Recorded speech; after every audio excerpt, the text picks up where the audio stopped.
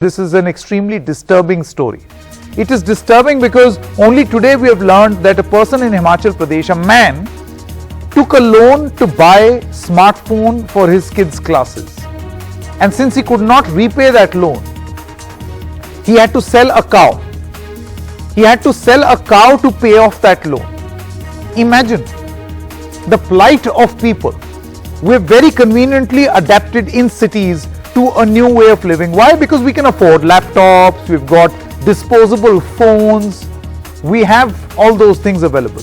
But there are people in this country who want education, quality education for their children, and it is their basic right.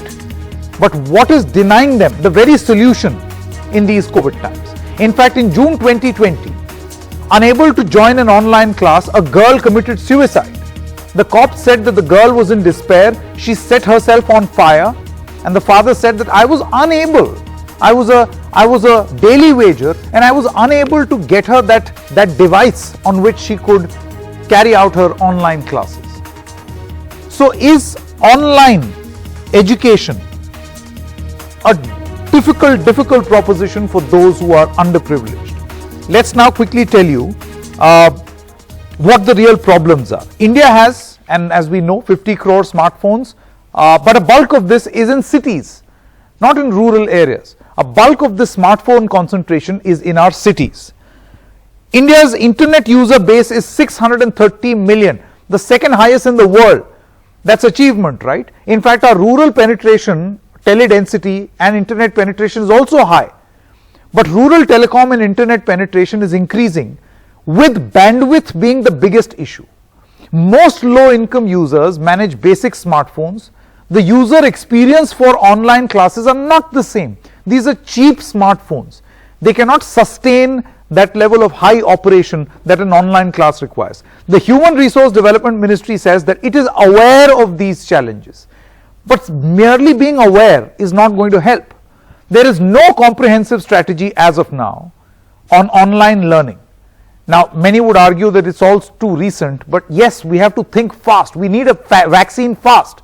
Similarly, we need this solution also fast, because people are missing out. Children are missing out on their education. Apart from proposals of limiting screen time, there is no plan on how to reach the underprivileged. I know it's a very difficult situation, but how does one go about this? From the very purpose of seeking solutions, let me now welcome Amita Vattal, Principal of Springdale's School. Thank you so much, ma'am. I have Mainak Roy, Founder and CEO of Simple Education Foundation, and Ayush Prasad, CEO of the Pune Zilla Parishad. Thank you so much for joining us, the three of you. Ms. Amita, let me begin with you. While most schools in the city have migrated, or in fact most educational institutions have migrated to this online learning paradigm, which is great, do you agree or do you acknowledge that this brings with it a great set of challenges, and the biggest being that it is exclusive to the ones who can afford these gadgets? Am I audible to you? Yes, ma'am. So I want to make very clear that in cities itself, there are a lot of people who do not have this, because there are huge issues of bandwidth and connectivity even in cities like Delhi. 25% of the poorest of the poor who are in the school due to right to education also do not have connectivity, also have issues about not having devices. And schools are grappling with trying to give them lists which have been downloaded the materials. Having said that, this is a tragedy of a child. The child is the priority. Rural or urban. Okay, what we are going to do is, Ms. Amita Vattal, what we are going to do, I think we are not being able to hear you, but this very fact proves my point that there are bandwidth issues sitting in the city. This is exactly one of the problems that we are talking about. Amita Vattal, let's quickly fix this broadband issue. Let's hope that we get you back, because we want to hear your view. I want to come to you, Mainak. See, bandwidth, devices, these are prerequisites for online learning, right? You can Absolutely. think of modules, that's all secondary. But what do you do with something as basic as a hardware? Absolutely right. I think this is the first time when I think the pandemic has surfaced challenges that were already existing, but we never even looked at it. So we can talk about education technology and digital learning, but the problem is that children do not have access to devices, and the only way to reach out today, as of today, is still pen and paper. And I think there are governments who are delivering textbooks back at home. I think that is something that we need to do more effectively, and not only textbooks, but more delivered workbooks that are structured to ensure that children are learning and learning at the level that they need. So I think we have to actually, at this time, walk a few steps back and really think the students that we are taking to and the access that they have, and not fall into a trap of things which look shiny but actually are not going to help all of us.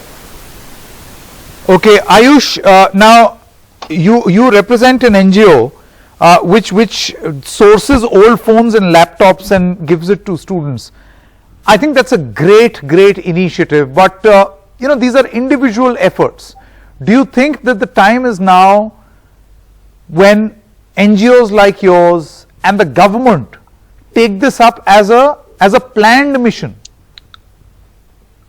I'm actually very much part of the government. I am heading a public local body which is Zilla Parishad in Pune. So we have about 232,000 students who are studying in our public education system in roughly around 2,000 schools. And we find that about 60% of the students do have smartphones or some device access point within their family. And roughly about 90,000 students do not have any access point within the family.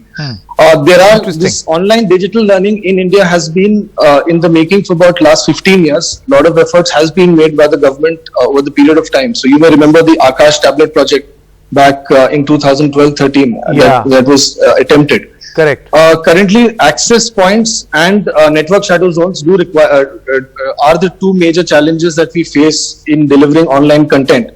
The problem per se goes back to online education. What happens is we are trying to digitize a classroom. We are trying to make a virtual classroom, and we are fully focused on lecture-based learning. That is where the problems start to come in, because when we need to get into online education, we need to reimagine the method of teaching itself. That is something that we are attempting to do. As far as online education and access point is concerned, as far as broadband is concerned, so in Pune, for example, we are piggybacking on the BharatNet project. So BharatNet project, as you may be aware, that was trying to connect all the gram panchayats with internet connectivity.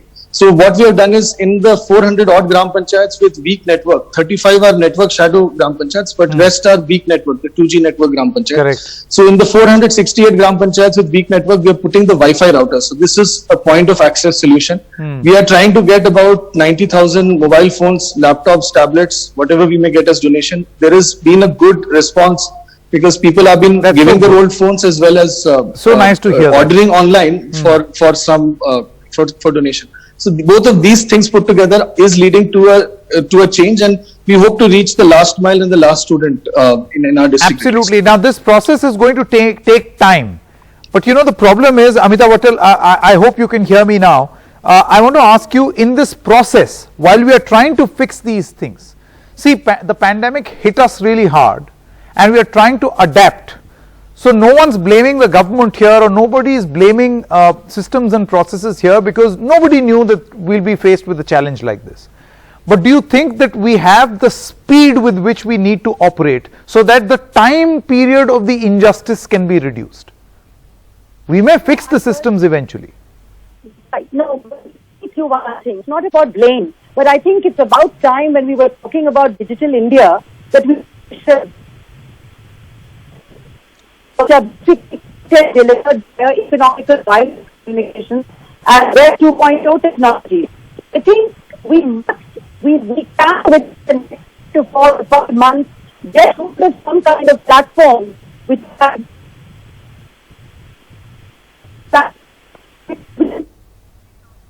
Okay, this is such a tragedy.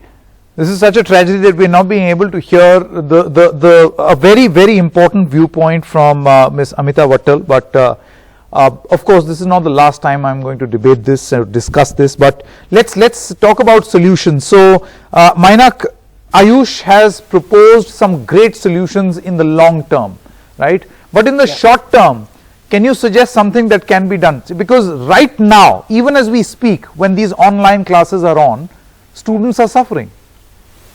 Definitely. I think I completely, first of all, congratulations, Ayush, for the stuff that you are doing. I think one of the things that Ayush has mentioned is the pedagogy for online learning that needs to be looked at. What we are doing in the schools that we work with in rural India is we've actually activated a network of workers all over India who are calling the children on a regular phone, not on an internet phone, but a regular phone, and actually helping these children in the villages that we work in, helping them navigate their textbooks and workbooks that are printed and delivered to these children through in their villages. So we have our team in these villages who print and deliver these workbooks to children, and then we have a network of volunteers all over the country who are calling in 2 to 3 times every week to really support the children in navigating the workbook. And it has actually turned out to be an exceptionally interesting and effective solution at this hour, because most of our children, actually almost 70% of our children in rural India who we work with, do not have access to a smartphone. Correct. So you're saying that this pen and paper approach is what works eventually in areas where you don't have internet. At this moment, I think that is, at least from the perspective of our work, we are seeing that work beautifully. Okay, very quickly, Ayush, in order to expedite what you have started, I think what you said, this donation, I feel that this should instantly become like a national campaign. Why should it be restricted to just Pune? But would you like to share your experience with the rest of the country? What do you think needs to be done, which can immediately be taken up as a national policy? So, point of access is one major concern that we have, and what we have done is we have opened up, we have asked people to share their mobile phones for an hour or two for children to access the classroom or any online learning content. Second thing is the textbook approach does work, and I do agree with Mainak that we need textbooks. So, Bal Bharti in Maharashtra has distributed textbooks across the state as a very proactive measure, and I think textbooks has reached almost 100% of the students by now. Third thing that we have done is we have made a self-study module that we have split the syllabus into 30 weeks for each subject in each class. And we are asking students to do a self-study. The problem that we face is children are not really used to unassisted study. You know, you require a sort of assistance from a teacher or a guardian, which may not be available in each remote pocket of the country. So that is the challenge that we face. Online modules, of course, we have an app and we are using the Diksha app of Government of India, MHRD.